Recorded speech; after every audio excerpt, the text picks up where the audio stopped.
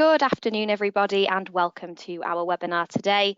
My name's Amy and I'm the Digital Content Manager here at MorePay. Today's topic is payroll, what's new in 2022. Now, for those of you who joined us back in November for the budget webinar, you might notice that a couple of things are being recapped and refreshed, but for the most part, the content is either new or updated. So yeah, not too much duplication. All right, so I'll just go through the usual webinar spiel. So we've got lots of people registered for today's webinar. So just to avoid any background noise, we have muted everybody's microphones. Now, of course, we want to hear from you in the live Q&A at the end of the webinar. So if you've got questions for us, then please drop them in the question panel as we go. And our payroll expert, Fiona, will do her best to answer as many as she can at the end of the webinar. If you're facing technical difficulties, don't worry too much. We will send everyone the recording and the webinar slides by the end of today. And if there's technical difficulties at our end, we've just been doing some testing and my sound is going a little bit in and out. So hopefully we're all good. But if there's any major problems, we can always pause things and try and fix it or reschedule the webinar. But I think we'll be all right. Fingers crossed. All right, so the agenda for today is absolutely jam-packed with payroll goodness, which is very exciting. I'm not going to read them out, but you can see there the things that Fiona is going to take you through. And again, just a reminder on that live Q&A at the end of the webinar, we're really keen to hear from you, so please drop your questions in as we go. Before I hand over to Fiona, I've got to do a quick MorePay plug, obviously. So apologies, MorePay customers. I know you've heard all of this before, but for those of you who aren't a MorePay customer, just a little bit about us. So we provide payroll and HR software, as well as managed services to UK businesses. We've been around for over 50 years now, and you can see some of the logos there of some of our wonderful customers. Our promise is to make payroll and HR easy. And we focus on 4 key things for that. So first of all is simple onboarding. We know for a fact that people find switching to a new payroll provider quite stressful. So we put a lot of time and love into the implementation process. And our implementation team are constantly getting flooded with 5-star reviews on Trustpilot because they're really good at what they do. So we do pride ourselves on our simple switching.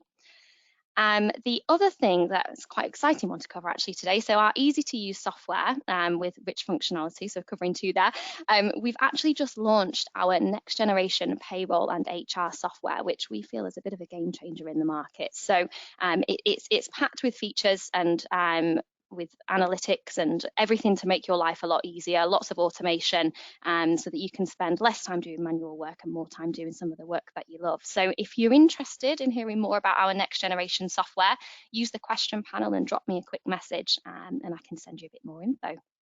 And then last but not least is our flexible services. So this is our managed service offering. We've got a huge team of payroll and HR experts at MorePay, qualified and experienced up to the eyeballs, and they love what they do. So that's available for businesses who want to outsource everything to the experts. And that's us. So I'm going to introduce our presenter for today, which is Fiona Liu-Hilson. She is our legislation business analyst. She joined MorePay last year. She's got more than 2 decades of payroll industry experience, which sounds like a long time when you say it like that, a very long time. She's done it all. She's super experienced, and of course she's CIPP qualified, so she's a fantastic person to have on the webinar today. Fiona, good afternoon. Hello, good afternoon. Hello. And greeting to everyone here. Thank you for taking your time to join us on today's webinar. I know right now is a peak payroll processing time and for the majority of payroll people. So for those who can't make it today and listens to on the recording after, hopefully this webinar will provide you with some useful information for the upcoming tax year. And thank you, Amy. If you could move to the next slide for me. So yeah, first is let's have a look at the flexible, hybrid, and remote working. And we detailed here with, as we all know, from the pandemic begin, the traditional perception of the payroll processing can only take place in the office had been changed. Working from home become the norm in payroll. And from 2020 and 2021. And it would be interesting to see if working from home is here to stay. As we have put on this slide, currently workers don't have a statutory right to flexible working, only a right to request it after 26 weeks of working for the same employer. The proposal is to make flexible working a day one right. And this was issued by the government back in September 21, and currently is at the consultation stage. So for employees who have been working from home, they can claim tax relief, £6 per week from 6th of April 20. And I know many have already done so for 2020 and 2021. So yeah, if now let's have a look at the next slide. The next slide now here is the employment bill. Although this is not actual in payroll happening yet, but I want to mention this as back in 2020, the government has confirmed it would introduce neonatal pay and leave. This is quite important. I think would affect quite a lot employer and employee really. So although implementation date is yet to be confirmed, but we still want to, just have some brief here today. This bill will hopefully introduce an implementation date for statutory neonatal pay and leave and statutory carers leave. This is a new statutory entitlement, would provide parents with babies who are 28 days old or under and require neonatal care. With this new type of leave, this will be in addition to the standard parental leave. And the leave entitlement will be a day one employment right with paid leave based on length of service. Leave and pay could last for a maximum of 12 weeks. On the other hand, carers leave will be an unpaid entitlement for all and will be a day one employment right.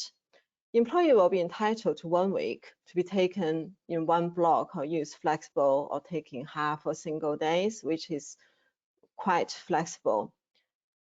And it's worth mentioning the details of the single enforcement body are expected to appear in the employment bill. This is back in June 2021, the government confirmed it would be moving forward with a single organization tasked to enforce key areas that impact payroll professionals on a daily basis. The holiday pay, national minimum wage, and statutory sick pay will be some of the areas, they will be actively enforced by this new body. So I'm very interested to see, and I hope, I'm sure all of the payroll staff will be quite interested to see what's actually going to happen and what's going to become the reality. Let's have a look at next slide, I may. On this slide, we provide some information for the income tax information for 2022-23. With detailed here, I think you can see the majority of the information have not changed. For the personal allowance, it's 12,570 per annum, is the same as last year. Therefore, the tax code 1257 is the standard tax code as last year, and there will be no tax code uplifting. So, it's less work involved for the beginning of the tax year. For the income tax rates, there's no change for England, Northern Ireland, and Wales. But the income tax rates for Scotland have changed, and we have provided the figures here, as you can see. Let's move to the next one. Please, Amy. On the next one, we want to have a look at health and social care levy. And I think for all the payroll professionals, I'm sure we have all heard of the health and social levy by now. The basic details we have listed on the slides here. And I think it is important to help employee to understand what the increase on their NIC contribution is. The more coverage, as payroll we all heard, but employee could easily confused, especially with different sectors. And we have a lot of times in April, May payroll, employee will compare their payslip and come to payroll to say, why my net pay is so much less? Why my net pay? Employee could easily say, oh, I have £230 less. Actually, it's not, but they in their head, it could make it so much worse. That's why they, make employee aware more of this health and social care levy. I think less the payroll query could get. And HMRC has requested a payslip message to be included from April 2022 where possible. And HMRC also confirmed the wording should be 1.25% uplift in NIC funds, NHS, health and social care. So for MorePay clients, I can confirm for all MorePay clients, this payslip message will be included on the employees' payslips from April 2022 till March 23 for the whole tax year. There's something I want to mention here is some of the clients already have payslip message for their company, maybe ongoing, maybe some clients want to put one off like Christmas time or something. So for you, you can override the message for whatever existent here, but you can only override one period at a time. The following period, the standard, the social health and social care levy, the message will reappear again. So just bear that in mind when you're thinking about your company, message for employees. Now let's have a look at the next slide. Just choke myself, sorry. On the next slide, we have some NIC contribution examples using the standard NI category A before and after apply the health and social levy. So you can see both employees and employers NIC increase. This figure is per annum, not per month. Please bear in mind. As this standard NI category A shows, as for example, employees earning 20 grand, 30 grand, 40 grand, up to 60 grand. What the employees NIC and employers NIC, the standard, A category before health and social levy applied, compared to with the health and social levy applied, still the A NI category. You can see the increased amount for employees and employers per annum. Obviously, for the health and social levy only supposed to be last 1 year, those figures would drop back down to the standard NI category from 2023 to the standard to the left-hand side figures.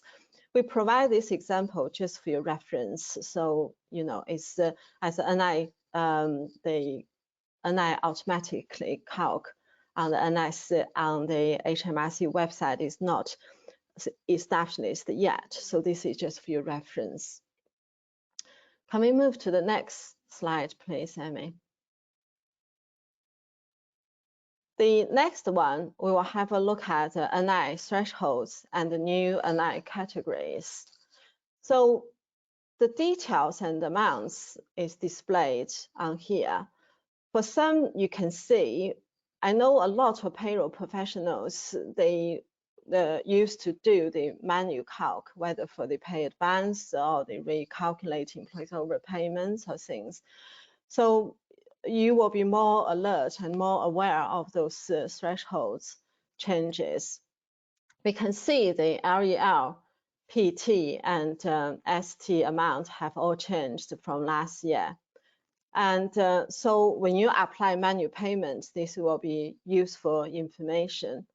And there's additional FUST threshold added.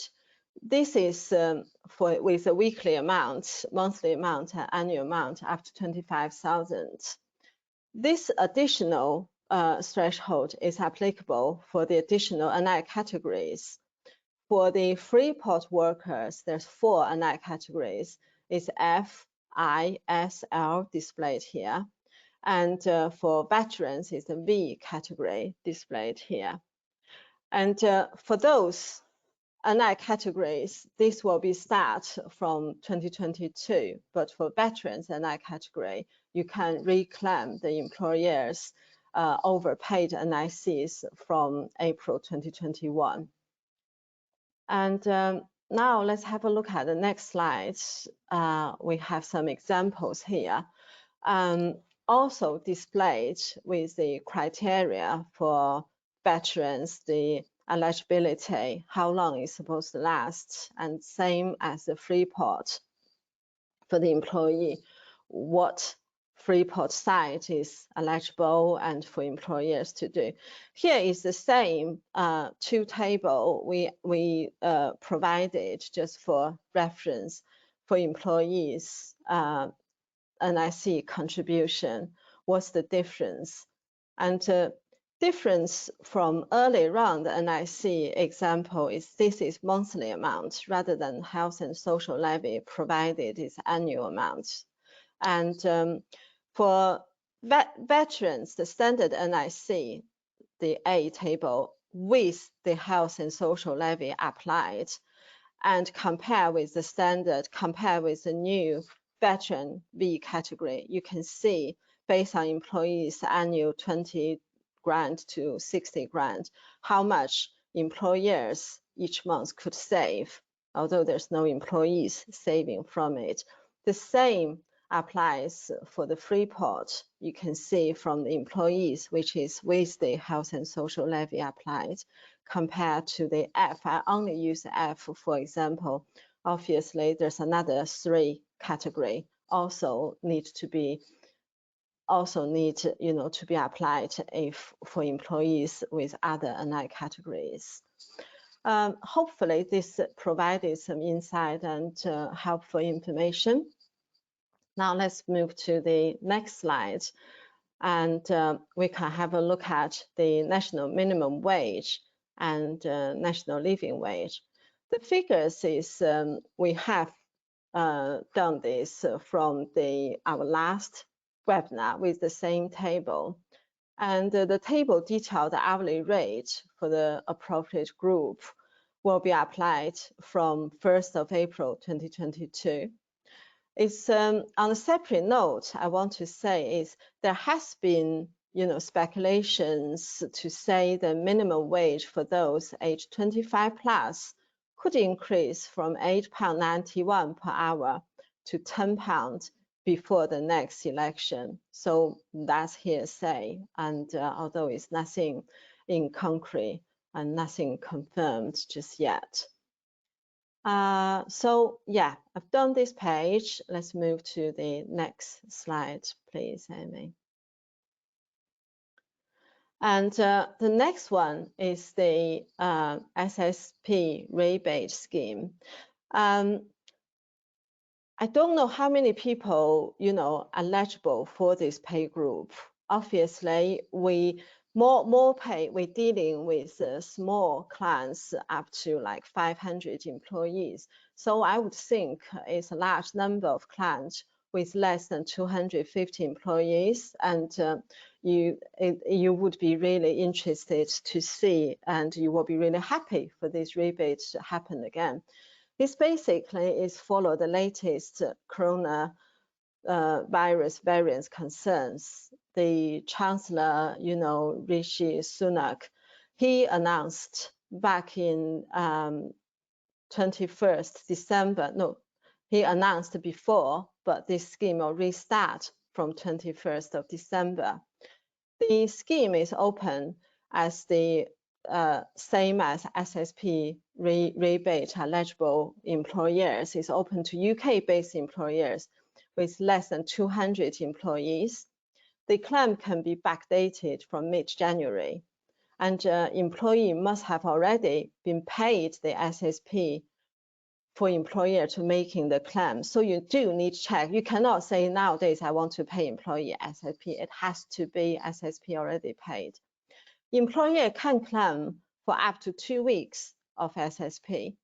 This 2-week limit has been reset. This is important because if an employer claimed for employee, this is you can claim up to 2 weeks per employee, regardless of whether they have claimed previously. So hope this makes sense. And it's a good news really for those small employer with less than 250 employees. It's very good news. Now let's move to the next slide, please. I want to have a look at the pay gap reporting here because from payroll professional, we have been dealing with the gender gap reporting, and many can do even the manually produce the reporting, produce the result. But some may not aware that there's a petition for the introduction of ethnicity, I can't pronounce these words, ethnicity pay gap reporting, which gained more than 130,000 signatures.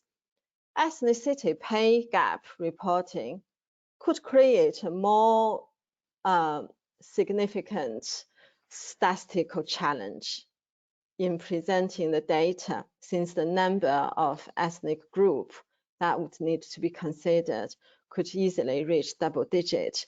This is not such an easy task though, to be honest, because before this calculation can become mandatory, government would need to define how the data should be analyzed to present a clear and transparent picture. Also, in addition, is ethnicity data collection presents a further challenge is there's no mandate to provide employers with ethnicity. Therefore, the information may not be available to produce the calculation. But despite the challenge, Parliament recognized that without mandatory reporting in this area, the gap was unlikely to close. So this is an interesting topic. I want to make every payroll staff, payroll professional aware of, but what's the outcome is yet to be seen. Okay, let's move to the next page, please.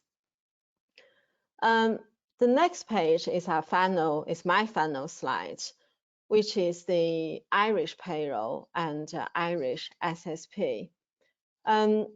I put it here, these Irish payrolls for the employees PRSI, as you can see, is not changed. Employers PRSI has changed, and so as employment wage subsidy scheme. We detailed the change here, but what I want to talk more today is for the Irish SSP. I'm not sure how many of the payroll people and how many of our Irish payroll people on today's webinar is, you must heard this Irish SSP is come long sound, it's long time, many months ago, and still now have a kind of shape to propose the details in line to say the Irish government approved the drafting on 9th of June. The details is here and entitled Employees' Rights to Pay Sick Leave for the First Time, and will be paid in addition to any other leave, such as annual leave, parental leave, maternity or paternity leave, and covers both full-time and part-time employee. It will be phased from initially 3 days, and then 5 days, then 7 days, and reach the maximum 10 days by 2025, which we detailed on the slides the right-hand side. The 4 years phrase, to summarize, the draft version is for employers to pay 70% of the employee's wage up to a maximum amount of €786.33 per week. I would say this is much more generous than UK SSP, but this is just my personal opinion. To qualify for SSP, the employee must have a medical certificate certified by GP and must have worked for the employer for a minimum period of 6 months. Once the employee entitlement of SSP ends, those who need to take more time off may qualify for the illness benefit from the Department of Social Protection if they have enough PRSI contributions. This is very similar to the ground rule of UK's SSP ruling, I would say. Although I want to mention and I want to stress out is, like I said, this has been saying for months, no ends. And now all of a sudden, this draft being approved, and we don't have a confirmed implementation date yet. By saying that, and for any payroll software suppliers to be in a position to implement a new statutory sick pay scheme in Ireland, we need at least 6 months the notice. And this Irish SSP, I believe, is supposedly applicable from January 2022, which is we are in this month. Consider 6 months the implementing time scale, and I think it's interesting to see how it will plan out. And there's lots of guessing to say maybe we can backdate in once we're doing it, but how it exactly needs to be done, we're still waiting for the government confirmation. So this is all I have to say from today. And once again, thanks for your time. And hopefully, I've been talking so many slides and at least to provide you some insightful information and consider everything you know, and hopefully give you something you might not know. And now I'll give you back to Amy for some Q&A time. Thank you, Amy. Thanks very much, Fiona. That was great, and thank you for going through that in a good amount of detail. Not too much, but a good amount. So we have got lots of questions. We've actually had one right. When was it? I think probably at the start. I think I must have started the broadcast a little bit soon at the beginning. So apologies if you could see my screen. Just pretend you didn't see it. I mean, I don't think there's anything personal on there, but yeah, just pretend that didn't happen. Okay, so first payroll related question for Fiona from another Fiona. So she is asking, she's saying we use salary sacrifice for our pension deductions but during maternity we take pensions based on the SMP amount. Can we check this is okay? We thought it was allowed for pensions, but have since heard we may be wrong. This is not something new. If your payroll, the pension set up as salary sacrifice, you cannot deduct employees any money, any pension from their statutory maternity pay. Your employer will have to foot the bill, unfortunately. This has been ongoing for a number of years now. So for example, an employee's statutory maternity pay is 500, I'm just give a figure, and employee's pension is £50. You cannot deduct this £50 from this £500. You have to, from employer, will have to add from whatever the contribution employer have, add the £50 on top. Hope that answers your question. Yeah, great. Thank you, Fiona. So another question, this one's from Leanne. So she says, currently our pension is X% of someone's salary. When someone is on maternity leave, we work out the same percentage of their gross pay. Sometimes this comes off SMP as a salary sacrifice. Is this okay, as it is reducing their SMP? This is not okay. This is actually the same question as earlier on the question. Both concerns about the same. If your pension set up as salary sacrifice during employee, if employee receive company top-up, which is good enough, if employee receive part statutory maternity and company top-up to whatever percentage, the top-up amount, company maternity amount, is enough for the pension deduction. You can use salary sacrifice to deduct. But if your employee only receives statutory maternity, you cannot deduct any amount from that. So your employer will have to put out the pension amount. Like I just now said, if employer, whatever the amount, plus employee's amount, because you cannot stop employee's pension either. So. Okay, thank you, Fiona. Someone, I think Adrienne, is asking for a copy of the message that will be on the payslip. So yeah, I can. I'll include that in the email that we follow up with today, along with the recording and the webinar slides.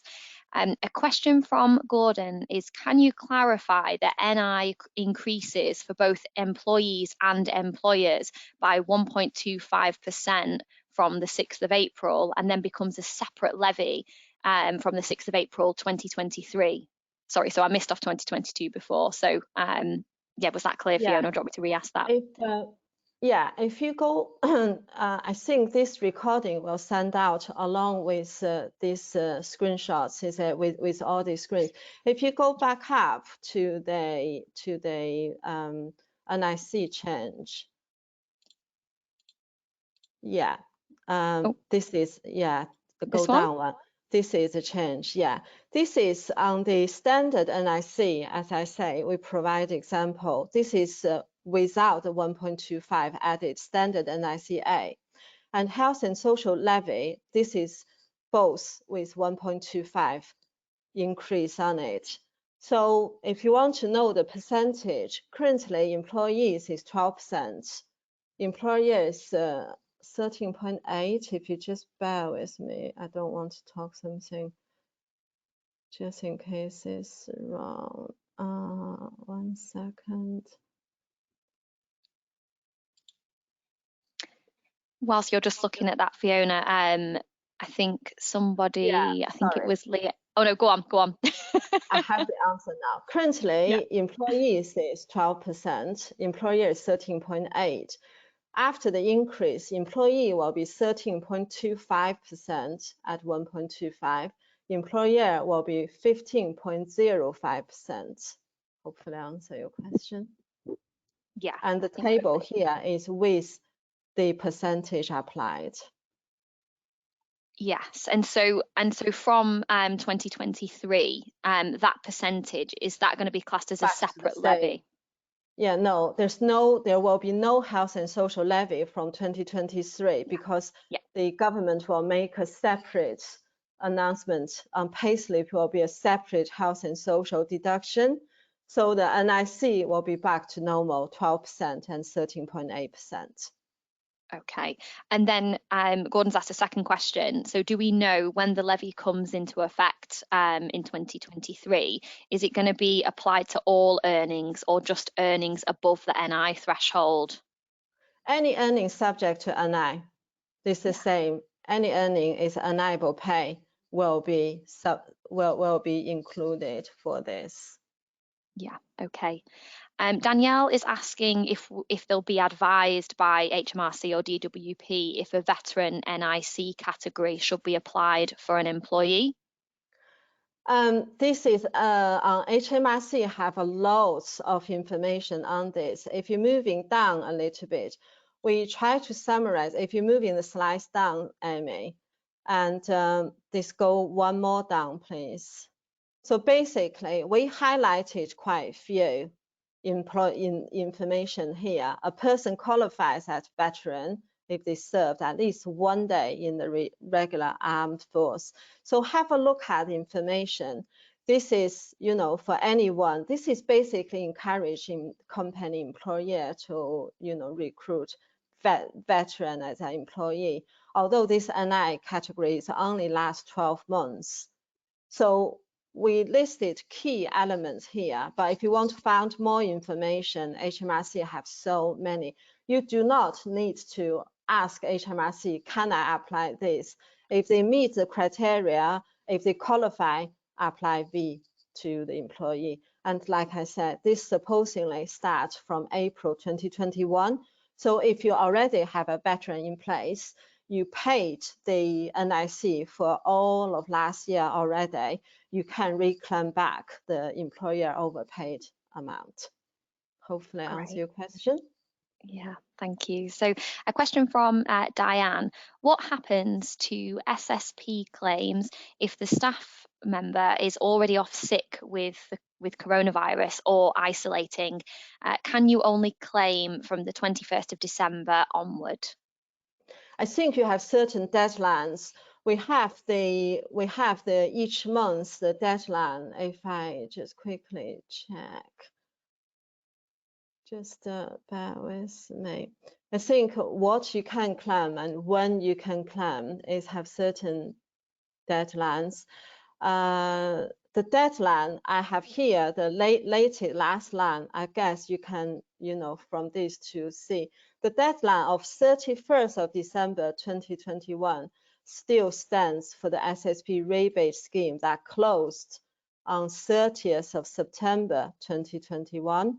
So September, I guess, is 3 months you can follow up to claim, but by 31st of December, any claim needs made by 30th, any SSP paid by 30th of September, you should be claimed, and so on. But if you want to know more, you can drop me an email. I'll find more information, give you more dates if you want. Wonderful, thank you. A question from John. The gender pay gap reporting, is this for the calendar year of 2021? Gender pay gap is always provided as a calendar year or tax year. This is interesting. I've not ever done menu myself, so I know some clients do it. I know gender pay gap reporting is around the beginning of the year time, so I would think it's calendar year, but I can find out more for you just in case I say something wrong. Yeah, I feel like there's a snapshot period, isn't there, that they've defined. But what we'll do, John, we'll just double check that, and we'll come back to you. Here's a private company and charity must report their 2021 data by 5th of April.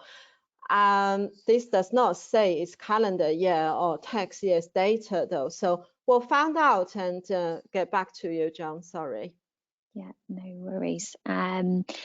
So a question from Michelle. She'd like to know if if people should be sending out communications to their staff before April to let them know about the national insurance uplift. And if so, recommend. Sorry. Yeah.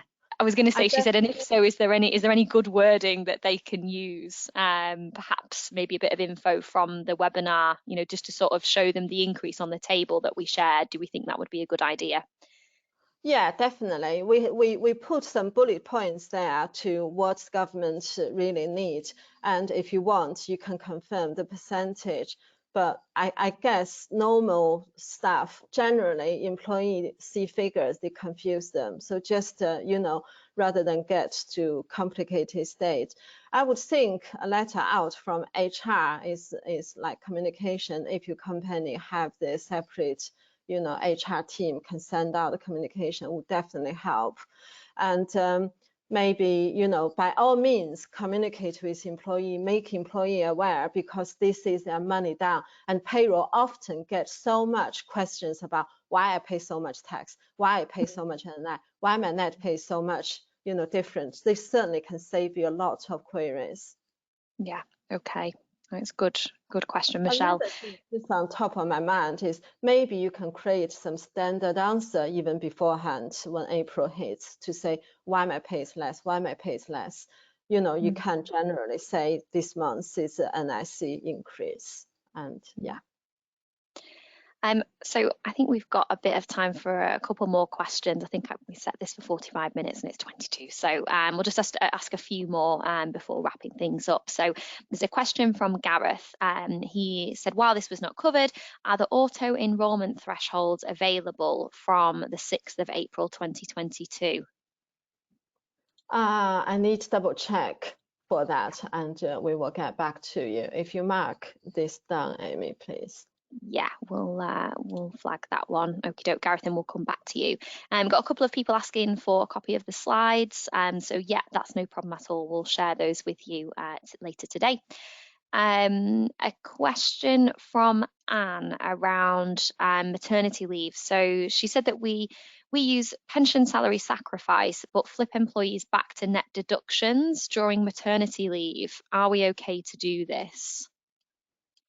If your contract allow you to do the employee contract to say, yeah, we'll change the net deduction, yes, you can do this because employee's pension can be deducted from net pay, and as long as it's not salary sacrifice. Yeah, Jackie's asked the same question, so yes, in answer to that, Jackie. Okay, so a question from Shan is FUST or F-U-S-T. Is this new? Yes, this is definitely new. This is to, like I say, if you go up a little bit, Amy, for the NIC and Yeah. for the veteran and Freeport. This is for the, go up one more, please. Sorry, there you go. Yeah, this is for the up to 25,000. What it means is when you apply the manual calc, this level for employees is pretty much the same. For employers, unless your earnings over 25,000 and 25,000, let me see how much per month divided 12. Yes, if you're earning less than 25,000, employer will not pay NI. So that basically with this amount this is new for from April 2022, and this line is applied to the Freeport and applied to veterans only, not normal NICs. So for your general employee inquiry, you don't have to worry about this. Yeah. We've had a few very helpful people just dropping us a message about the gender pay gap question. So yeah, they've confirmed that it is the snapshot date, which is the 5th of April annually. So it's just that one, the salaries at that one point. So 5th of April. Expert. Yeah. So yeah, so it'll be the 5th of April 2021 that people will need to report on this year. Okay, so one more question. This is a long one, so brace yourself, Fiona, but we'll go with this last one from Charlotte. So she's asking, when an employee goes on SMP, let's have a look. Our system automatically calculates the pension contributions based on the SMP earnings, but we have seen some guidance that says pension contributions should be calculated based on gross pay prior to SMP commencing. Could you clarify this? Yeah, there's two sides of this. As employees' pension and employers' pension. Employees' pension is 100% can be calculated by their actual earning amount. Say employees, like we use the high figure to say employees' pension is 10%. If employees that statutory maternity is 400, only receive 400 pounds, 10% is 40 pounds is correct. However, employers, if it's also 10%, you cannot say that 40 pounds. Employers will have to be treated as employees' normal salaries 10%. So that way, to protect employee during maternity leave, employees' benefit is not affected. So there's two sides. Employers, you need to treat if employees' monthly salary 2,000, then you need to use a 2,000 salary every month. You need to use that during employees' maternity leave. Although employees can be, 400 pounds, 10%, 500 pounds, 10%, or 300 pounds, 10%. I hope this is clear. Yeah, thank you, Fiona. I think we've had quite a few questions, haven't we, coming up about maternity pay and the payroll element. So I'm wondering if it would be good for us to do a webinar in the coming months that's specifically on that. If listeners think that would be the same. It seems some employer already done not exactly right or things. For those already deducted from employees' salary sacrifice, you can always amend it and backdate it. So don't get yourself sheer panicking to think, oh my God, I done it wrong, don't know how to do it. Do I need informed inland revenue? Do I need contact pension or things? You can just amend it and backdate in the payroll program, and you probably need to inform your pension provider if they're very strict with, you know, like I know Aviva, if you submit a template this month 200, next month 300, and you pay earning not change, they will reject the whole file to say, why is this?